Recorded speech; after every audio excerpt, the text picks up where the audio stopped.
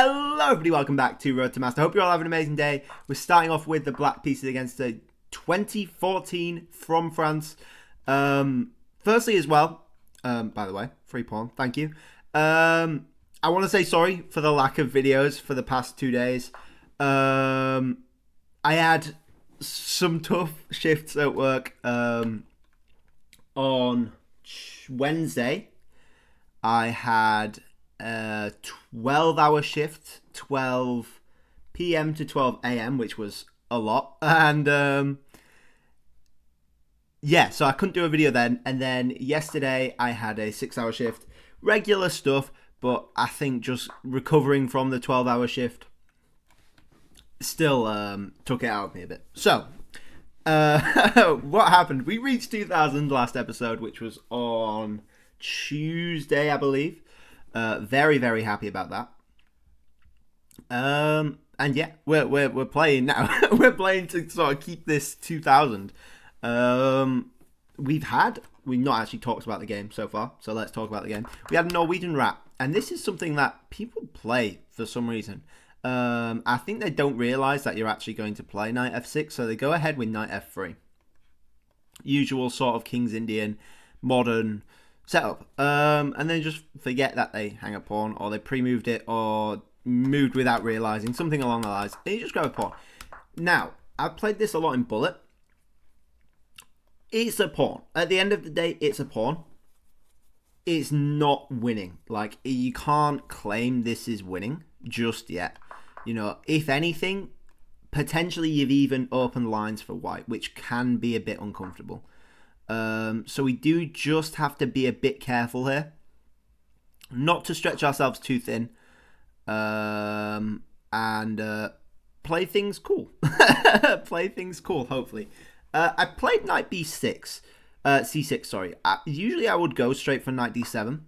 And that is the best move there. To cover this knight again, but I really want to get this knight on e7. And sort of block this pin, look for a d5 push. We're going to push d5 now, actually. I think is the right time. We'll take with the e-pawn. We can free up this rook. We'll free up our bishop at the same time. Kicking this knight out from a very annoying spot. And if the knight goes back, then we'll do our knight to e7 jump. Potentially even play c6. They decide to take, though. And we're more than happy to trade things off here. Obviously, we probably could have just gone rook e8 there, actually. Probably just as good. I'd consider here an f6, which is strange. But with this pawn on d6, if we can get a c7, 6 as well, I think that's actually very solid. So I'm going to go ahead and play f6. Can think about bringing this knight down. I don't know whether it wants to go up or down. Yeah. It's probably more aggressive going up and more limiting to black. And it's not really doing much on e7, but the problem is, well, like, what are you doing with it afterwards? Like, you play c6, they play an a3, where are you going then? I don't want to play a c5. So let's just go e7. We'll get this in, and we'll look to be a bit more solid. We can think about a bishop d7, queen c8, potentially looking for some sort of sacrifice. Depends if we can get an f5, f4 in the mix. That would be nice. Although then we've got to consider limiting the squares for this knight, which I quite like f6 for. While it's temporarily blocking in our dark squared bishop, I think it's okay. Like, I think it's okay. Well, I don't know, but we can see. We can see. I don't mind an f4 either. Actually kicking this bishop away. And then maybe like a knight c6, going straight back after the pawn again. They're looking for potential sacks. We'll just go ahead and play c6 like we were planning. There's nothing there at the minute. With the knight guarding there as well, I'm not too concerned. We can get a queen e8 if we desperately need it. Or we could even think about pushing an f5. I'd definitely consider a knight f5 here. Get the rook on e8. Bishop takes is perfectly fine for us. We just kick the queen out again. Is good. They decide to go bishop to e4.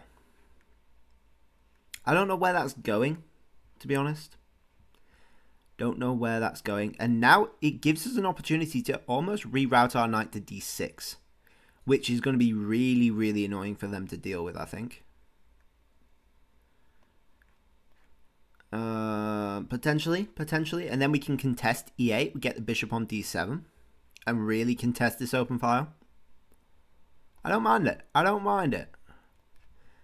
I still want to be a bit cautious about a knight h4 though, so maybe just leave this knight here for now. We can't play a bishop d7 though, because then we're locking out our option because the queen's not covering d6. g5 loses the knight. Yeah, knight there, f5 probably. Knight back. Oh, but then we can go knight e4, right? Yeah. I think that's the way to play it. Because this bishop's covering f5 with the rook as well. And the knight's now covering it even as well. So that's super solid. Super, super solid. They go king h2? I'm not sure why king h2 was played. We can think about even a bishop f5. I don't mind. Don't mind, to be honest. Forcing off a bishop pair. Depends if we want the bishop pair or not, you know. I think trading off our light square bishop would be good, right? And that forces it off. This knight potentially, again, misplaced on f5. But with this bishop gone, we actually have really good squares on both e4 and c4. So maybe that's not that bad. And then if bishop takes knight first, obviously we have takes bishop with the attack on the queen.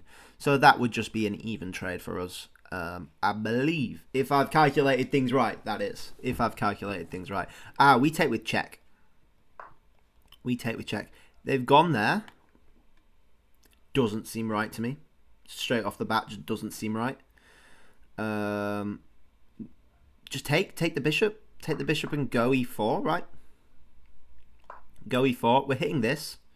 Not that it's just a pawn, I guess, but I mean we're already up a pawn, so 2 pawns would be a lot. This knight goes there. We don't have to particularly worry. We can take first. King to g2 probably defends the pawn quite well. I'm predicting the future today. It's insane. We can think about a queen b6 going after this pawn. We're not really hitting this just yet. Or we can contest the e-file a bit more. What's the way to do it? I'd like to get f5 in, to be honest. And actually, I think we can, you know. Rook there. Rook takes is good, right? I think we can. We have to be a bit worried about not takes, to be honest. Yeah, because what's f5 actually threatening? Like, not much. Because if we take, they actually get some very scary stuff on our king, which I don't like at all. Like knight h4, rook h1, sack, queen takes, and then this h7 pawn is ugly, to say the least. But I still want this rook on f7. Maybe then we just go queen d7. We've got to be a bit wary of this e5 square. But if they go g5, we probably just take, right? They go knight there looking for that. But now we just have g5, right? g5, is that something we really want to play, though? g5, f3, takes. Maybe not.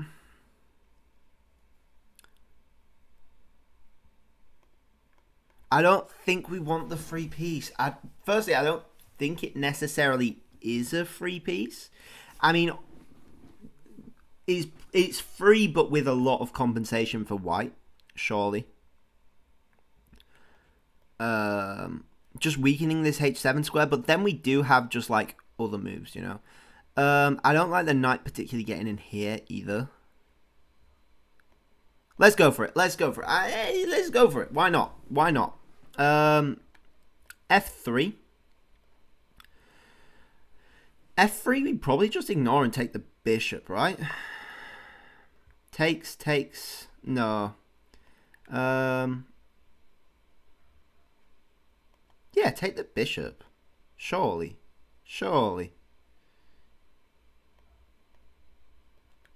I'll take the knight.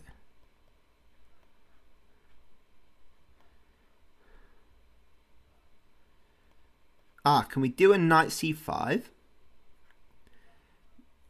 Knight c5 takes. Is interesting.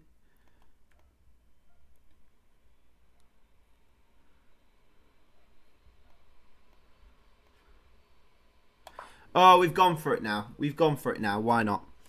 We could have gone knight d6, but then we're not really justifying weakening our king. So, at least with this, we get a little something. You know, that's my thought process. I'm going to go h4. I'm going to go take the knight. I think the knight's more annoying than the bishop. We're going to have to contest the open file very, very strongly now. We can't be letting them get too much counterplay, I think. Yeah, I don't think pushing g5 was the right move. But I think it's an annoying move. It kills a lot of their kingside play. We still have f5 as an idea. This bishop's a bit limited to where it can actually go to. It can go to d6, potentially annoying. But then we just surely double up the rooks and contest the open file. You know, I keep saying that's the game plan. That's what we got to do.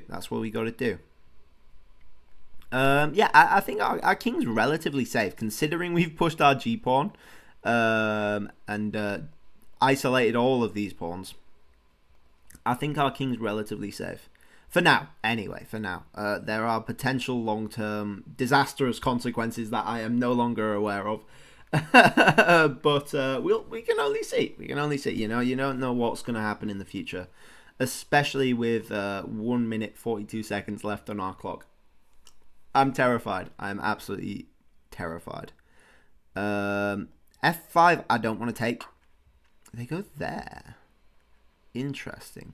The other thing about knight c5 I like is that we have a passed pawn. I'm very fond of that fact. Very, very fond of that fact. They go there. I don't think that's doing much for them. I would take with the rook.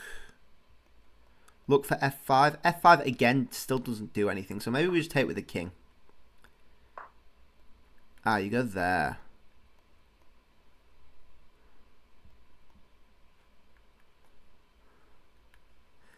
That's fine. It's not the end of the world. It is not the end of the world. We are still up a pawn, by the way. Still up a pawn. Amazing, really. How we've managed to stay up a pawn. I'll take. No, I won't take. I'll go b6. I think b6 is a move worth playing. Looking to break open with our pass pawn. Potentially create a pass pawn on the c file as well.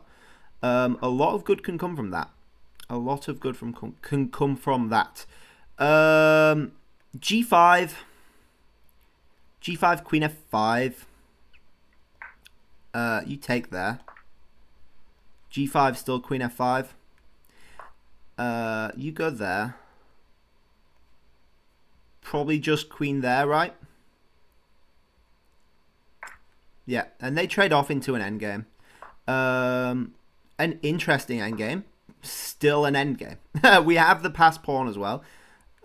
They don't, which is a huge advantage, I think. And as long as we can play this relatively quickly, we should be at least in for a draw. Their king's slightly safer. We have 7th rank problems. And we don't have an 8th rank. So that's a problem.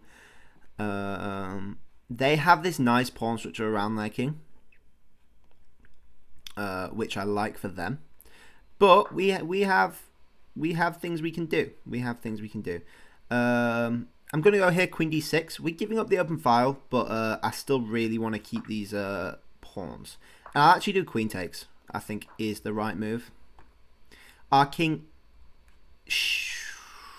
We made a mistake there. Our king's not in the box because they have a double move.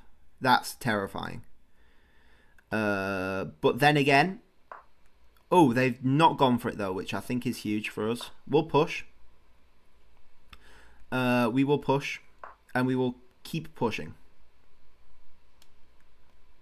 We'll look for this. Oh, we get the trade off. Nice. This should be winning now. Pretty comfortably.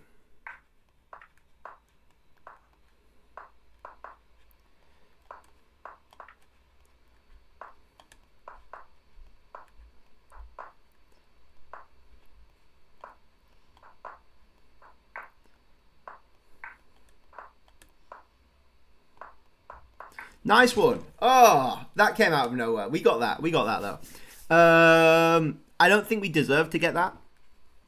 They simply slipped up with the queen trade. And we definitely let them get that takes a4 move in the endgame, which was horrible.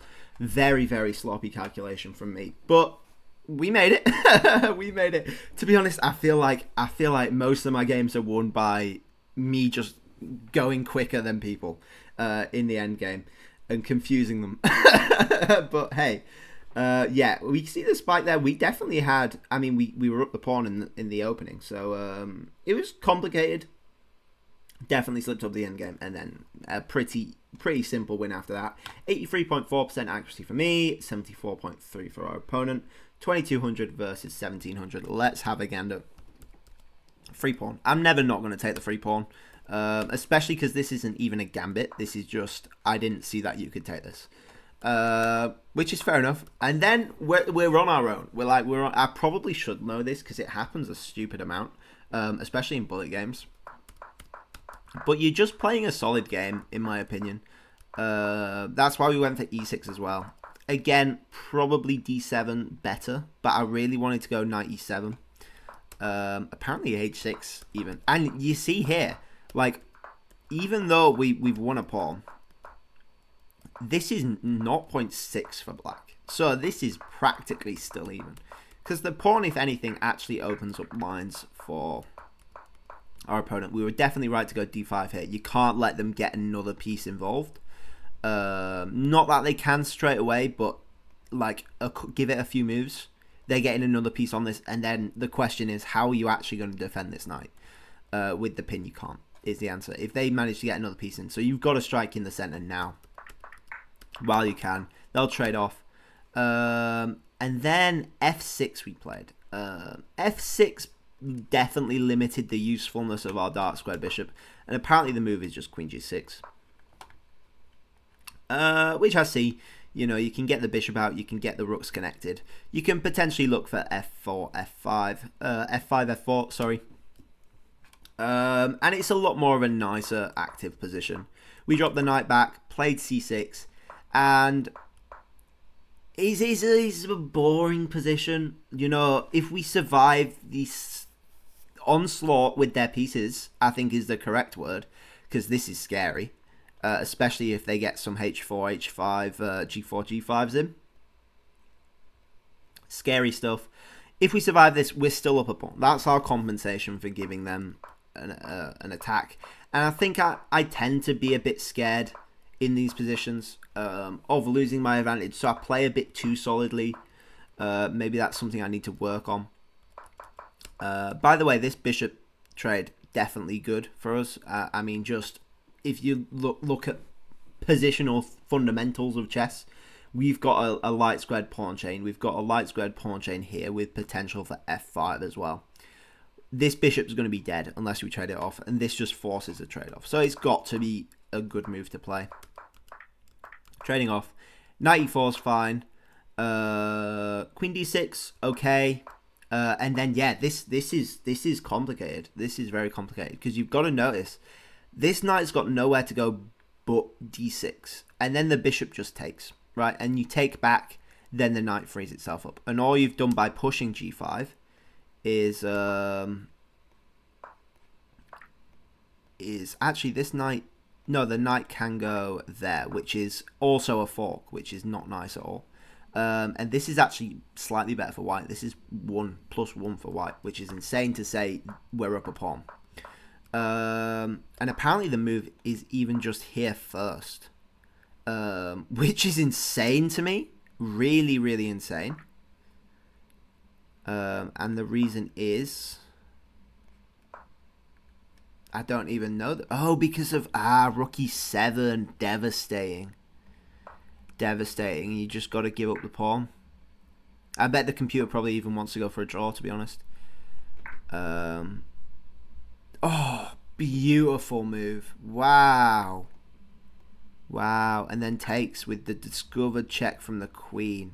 Oh, that's nice. That is nice. That's very, very nice. And it's probably wanting a perpetual here. Unless you push your luck with like a h4, h5. If you've got time for that. But that's crazy stuff. That is really, really crazy. We go knight c5, which I think is an interesting idea, to be fair. And I think that's what really won us the game in the end. Because we were able to get these passed pawns. That, you know, it gave us something to fight with. It gave us something. We took the knight, which was definitely the right call. I'd do that every time again. The knight's so much more annoying than the bishop. The bishop actually has quite limited squares. It has this nice spot on d6, I'll give you that. But after a bishop f8, it's not staying there. It's not staying there at all. On the counter, this knight is devastating. It gets to d6. Like, what is wrong? You've got rook e7 as well when it's on f5. Everything's getting hit. You would call this knight an octopus. Because it has eight tentacles that hit everything. But yeah. So we took the knight, traded off the rooks. This is an interesting idea. Just looking to hit this h-pawn. And then they go queen f2. Double up the rooks. And we're just trying to take control of the center here, I think. I like b6. I think the computer doesn't like it. But obviously the computer's not going to like it. And maybe, yes, I can see the argument for rook e2. Kicking the king about a bit. Maybe getting the b-pawn would be nice. It wants queen e6 there even, which is insane. I like this idea. You know, I think it benefits us more in the long run. Apparently we play queen e7, which makes some sense because if they go here, we just win the rook. So maybe like a king f1 looking to trade off. That's not good because you give the check. It's a good move. I'll give you that one. I'll give you that one. You're threatening rook e2 as well. So maybe a queen f2 works. Yeah. Then probably even a queen e2. No. Yeah. Push the pawn apparently. You know, these endgames, these queen endgames, I've never truly understood them. Not that I truly understand anything about chess because it's so complicated, but there's just so many things to consider with queens. Are you looking for checks? Are you looking to capture loose pieces? Are you looking for forks? There's way too much to consider. And, you know, the computers will come up with some wild ideas. We go into a queen endgame, and I said, we're no longer up a pawn. We have the advantage of a passed pawn. Realistically, we're looking for a draw here. And we see here, this is where we made a huge mistake. You take with the pawn here every day. Yes, they have this passer themselves. But we will always have one of these pawns guarding the other to cover it, although the queen will probably end up taking them both. But the problem with this is that queen takes, forced to do pawn takes. How are you stopping this? This is very quick. You can go c4, but they just spend a move getting the king in there. And they don't have to do anything because we're thoroughly out of this pawn square. We can't do anything about that. You know, we're 2 moves away from getting there, so they have 2 moves to waste. And we're never actually threatening to promote any of these pawns, which is crazy. And I should have seen this. I saw it, but way too late. Luckily, they didn't take it. And then this is just completely winning. I mean, how do you stop this? How do you stop this? You can't. Like, you get the king off. I still go here, threatening to trade off queens for starters, and then I just push. And again, how do you stop this? You can't. You're forced to give up the queen for the pawn at best, I guess. It's not really best, but yeah. And it's pretty simple. We panicked a bit, as per usual. We're always panicking in these situations. But yeah. I mean, we won. We probably shouldn't have won. And this opening is something I definitely need to look at. Because it happens weirdly common. Weirdly a lot, you know. And it's surprisingly not that bad for white, which is insane to me. But yeah, that's that. Thank you all for watching. I hope you all enjoyed. Please like if you liked. Please subscribe if you really liked. And I'll catch you guys all tomorrow. Bye-bye.